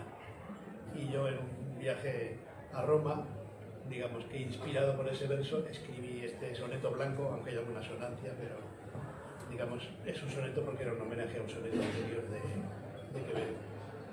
Lo fugitivo permanece y dura en estas aguas que el amor invierte hacia su manantial corriente arriba. Son las aguas de un tiempo empantanado. Mueren para nacer, pero son otras las que apagan la sed de los humanos y remontan la historia entre estas calles de tierra y de adoquín y de cemento. No muy lejos de aquí vive la estirpe de un venerado anciano que reprueba a los devotos del amor furtivo. Te miro ahora, y tú, que no me miras, deshaces en el río mi reflejo, y tal vez soy en tu ciudad eterna. Para el tercer bloque, como se nos ha echado bastante el tiempo encima y queremos dejar tiempo para una sorpresa final que vamos a tener, vamos a hacer solo una pregunta y luego daremos la palabra también al público por si quiere hacer una exposición o compartir. Vamos a hacer una pregunta. Queremos hablar de la criba del tiempo e imaginar cómo podría ser un canon futuro. Según una cita tuya, las grandes obras perfeccionan una tradición o inician una moda. ¿Veis hoy a alguien en ese camino de perfeccionar la tradición o solo vivimos en el tiempo de las modas efímeras? Antes creo que has adelantado que no eres muy optimista al respecto, pero ¿crees que despuntan obra o voces que puedan... Optimista sí soy, lo que no tengo es una respuesta, ni identifico. Yo desconecto bastante de lo actual, o de lo moderno, podríamos decir. Desconfío de lo moderno, sigo más o menos lo actual, y me guío un poco por mis gustos, ¿no? Todo está en efervescencia, todo es provisional, empezando por nosotros, que no hay que olvidar, que también somos provisionales. Por tanto, hablar de la, entre comillas, eternidad, que es a lo que aspiran, ¿no?, los grandes textos, pues es complicado, ¿no? Pero la esperanza la conservo, porque al fin y al cabo es, digamos, la tradición se alimenta de sí misma, como a veces se dice en la literatura, como la materia ni se crea ni se destruye, sino que solo se transforma, y eso será siempre así, y por tanto hay que confiar en que llegue gente que entienda que lo mejor para vivir después de muerto es enlazar en realidad con el pasado, ¿no? Y cuando uno lee a Dante, a Cervantes, a Petrarca, a Shakespeare, se da cuenta de que de maneras muy distintas lo han tenido más o menos claro. Es decir, Dante escribía para la eternidad, con la peculiaridad de que aquello que cuenta, en realidad, aunque pueda parecer lejano de nosotros, está hablando de nuestros vicios, de nuestras virtudes. Él los llamaba pecados y los consideraba en función de la clasificación católica, por un lado los 7 pecados capitales, pero también la distinción moral de Aristóteles, los pecados de incontinencia, los de violencia y los de engaño. De manera que era toda una cuestión moral. Por tanto, todos los que salen en el infierno son perfectamente reconocibles. Les podemos poner nombres actuales. No hay ninguna duda de que todos los pecadores que están en el infierno, los papas más o menos conocidos y los desconocidos, nosotros tenemos a un vecino que podría estar en el infierno en las mismas condiciones, ¿no? Porque sigue cumpliendo las mismas características del pecador, ¿no? O del virtuoso, y por tanto son cosas que han cambiado relativamente poco, y siempre habrá alguien que lo sepa explicar para los lectores del futuro, si es que siguen leyendo como se lee ahora, porque esa es otra posibilidad, que leamos de otra manera y nos llegue todo de un modo que no controlemos. Y cómo influyen también las nuevas tecnologías, la inteligencia artificial, son muchas incógnitas. Pero en realidad el futuro es el camino. Sí. Sí, sí. Pero de todos modos, la inteligencia artificial, yo lo explico muchas veces, solamente tiene acceso a lo que está digitalizado, que es sorprendente, pero el conocimiento real sigue estando en papel, y a eso no tiene acceso la inteligencia artificial, al papel. Eso es importante. En cuanto al otro, yo creo que, claro, es muy difícil, ¿no?, establecer a ver qué es lo que será, podrá ser clásico o lo que sea, ¿no? Bueno, tienen que ser autores de obra consagrada, no sé, que tengan no un libro, sino una obra bien consolidada. Mira, barreré para mi casa. En octubre intentaremos hacer un ciclo de conferencias sobre lo que hemos denominado la Segunda Escuela de Barcelona. Estáis todos invitados en el Ateneo, de los cuales aquí hay 3 dignos representantes, bueno, 2 y medio porque hay medio que se va. Bueno. ¿De retirada no quieres hacer una pregunta, Jordi? Pero he aprendido mucho. Me tengo que ir, lo siento. No, perdón.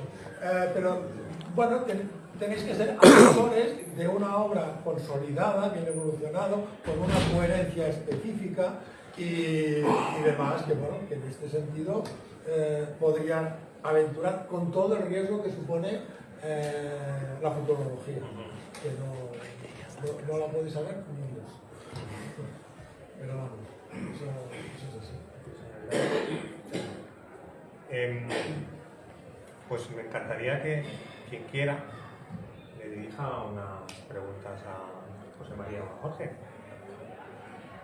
Anímate, Parra. Yo estoy escuchando hoy. Por lo que tú hablas, Ya por lo que tú preguntas.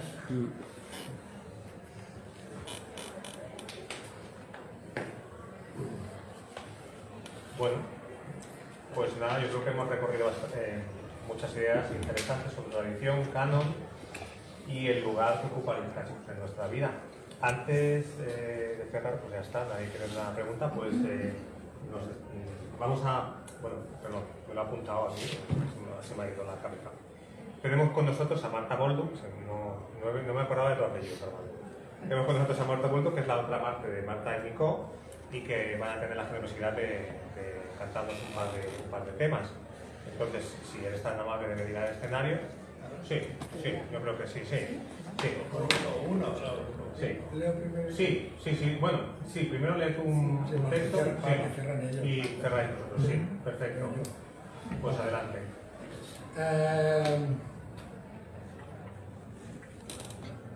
Para hablar de algo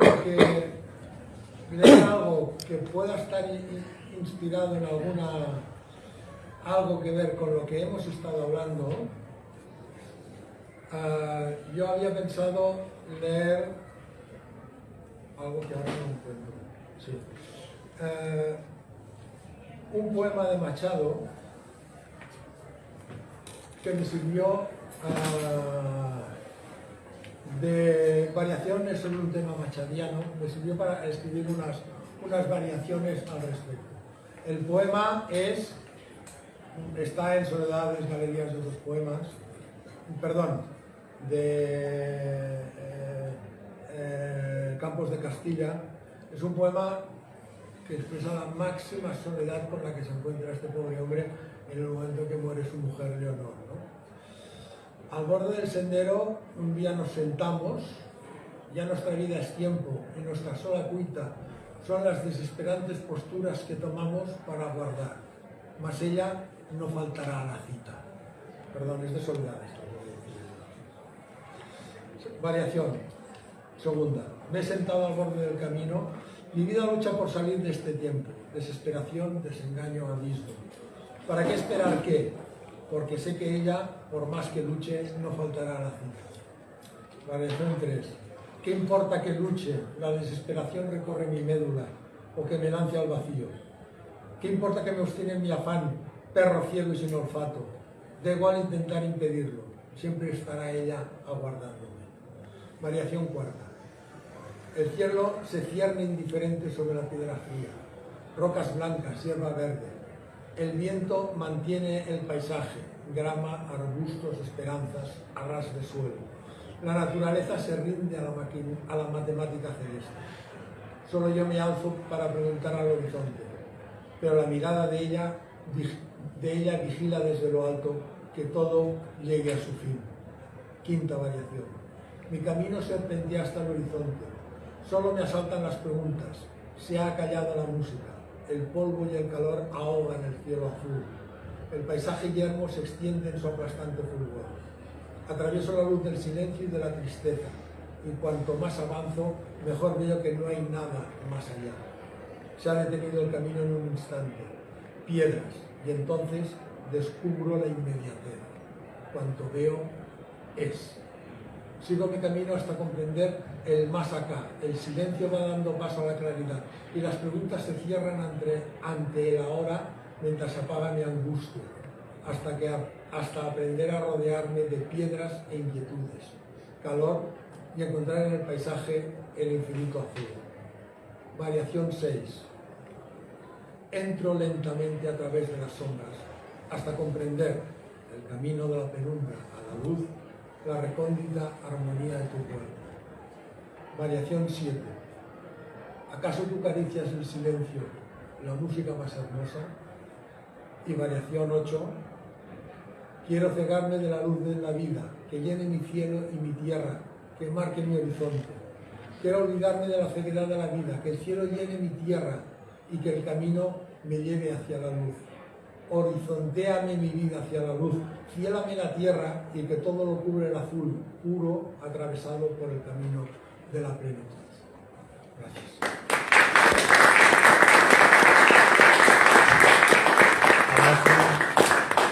Marta Bosú y José María Micó, Marta y Micó. No queremos abusar, ¿hacemos una sola Sí. o dos? Dos. Sí, vamos con tiempo, seguro. Bueno, entonces... Coge la guitarra. Sí, no, que diga una explicación, pero seremos breves.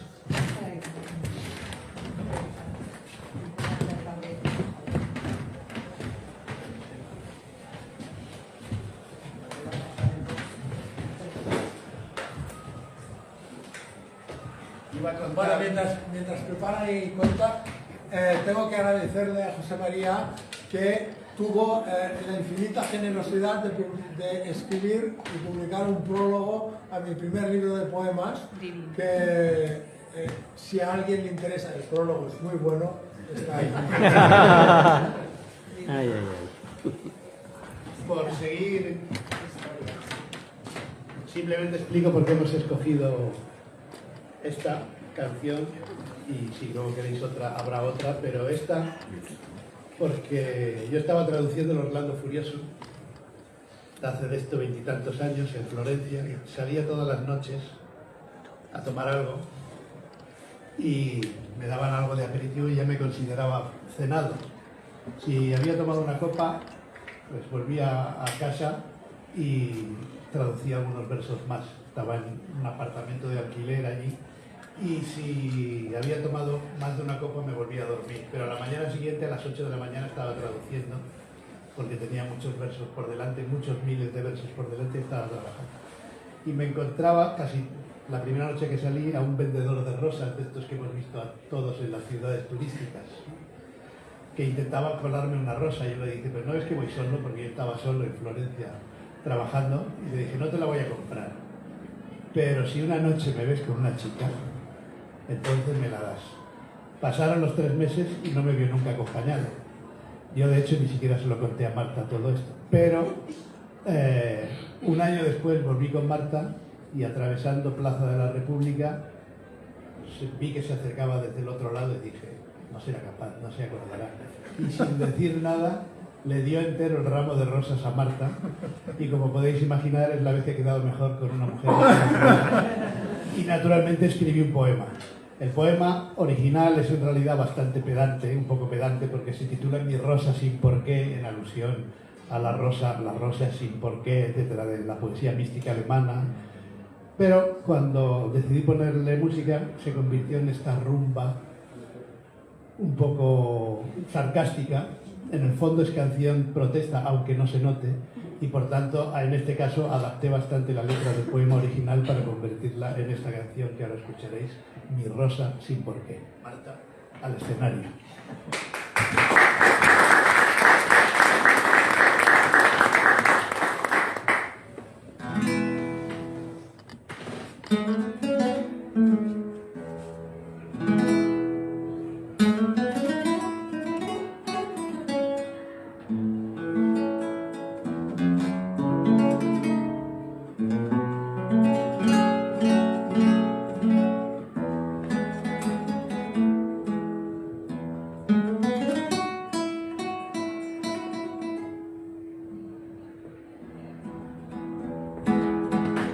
Salgo de noche, llevo encima 2 vodkas con limón. Suelo encontrarme a mi amigo pues, un inmigrante que va vendiendo rosas por la calle, las discotecas y los restaurantes.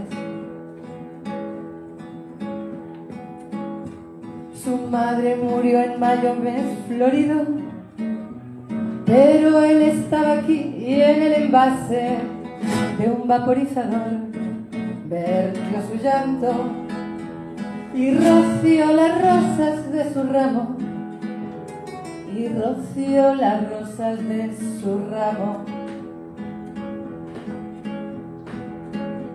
Me lo he encontrado 20 o 30 veces y no le he visto colocar ni una. No entiendo por qué, y no entiendo por qué, y no entiendo por qué, y no entiendo por qué. Me resulta intrigante a qué olerán las rosas de los migrantes.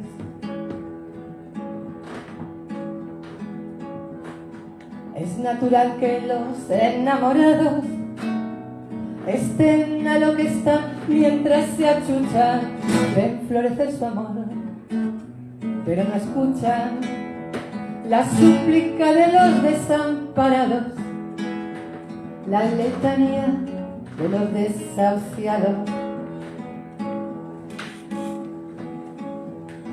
Yo hablo un poco con él, le doy 2 euros y no acepto la flor, pero le digo, si una noche me ves con una chica o con una mujer, es otra cosa, le das sin rechistar tu mejor rosa. Me lo he encontrado 20 o 30 veces y no le he visto colocar ni una, y no entiendo por qué, y no entiendo por qué, y no entiendo por qué, y no entiendo por qué. Me resulta intrigante que olerán las rosas de los amantes. Mi rosa sin por qué es la rosa más cara de la historia.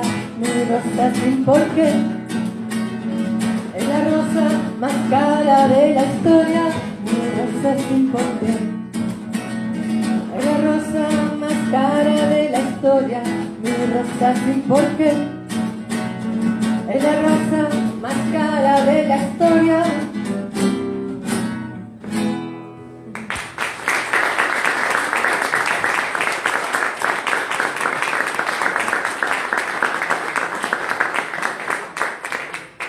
Esta era Mi Rosa sin por qué, que José María no lo ha dicho, pero en el disco teníamos tocando el ventilador de la rumba a un músico que es sobrino de Peret y de Moncho.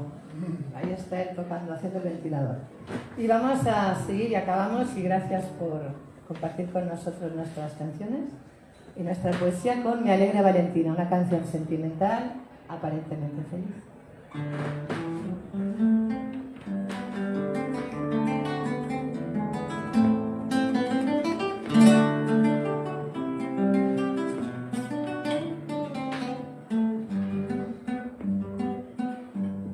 Mi alegre Valentina es una de esas angélicas mujeres cuyo cuerpo parece a los poetas más blanco que la nieve. Mi alegre Valentina va a la moda y entre junio y septiembre se tumba el sol como un mortal cualquiera, repintada de aceites. Mi alegre Valentina está graciosa, si su piel se oscurece, entonces me parece irresistible, porque al venir a verme dispuesta a los pecados más oscuros, sus blancuras me ofrecen toda la sal del mundo en ese instante. Me ofrece dulcemente mi alegre Valentina, mi alegre Valentina, mi alegre Valentina, mi Valentina alegre.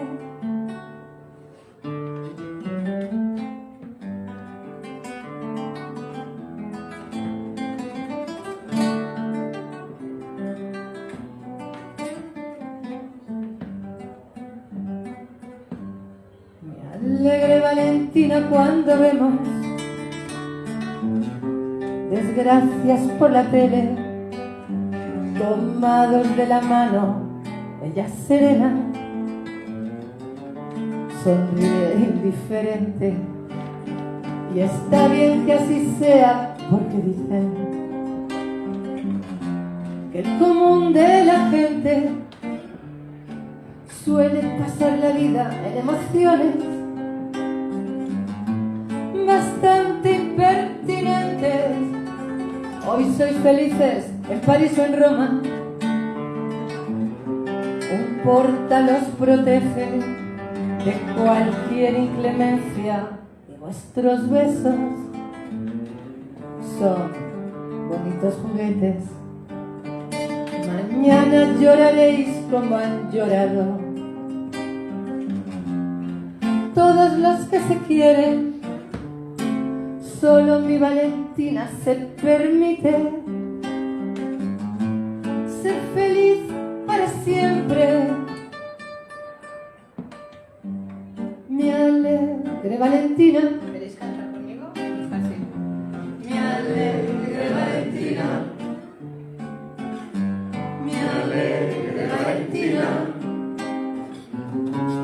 Mi Valentina alegre.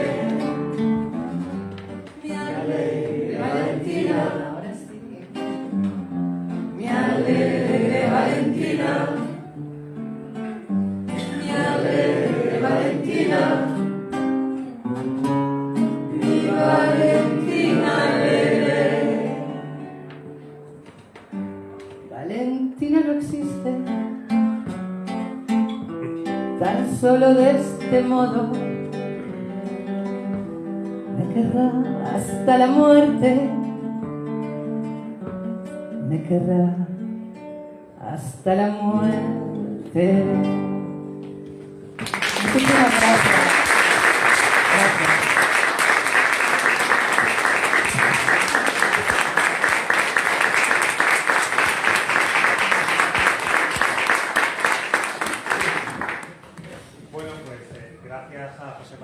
Mágico, a Jorge León Busta, a Marta Boldú. Y bueno, muchas gracias a todos por haber venido y nos volvemos a ver en junio. No recuerdo la fecha exactamente, creo que es 8 de junio. 10 de junio, que nos acompaña Jaime Parra y Carmen Borja, que nos hablarán de los sueños. Un tema muy interesante. Pues hasta la próxima, muchas gracias.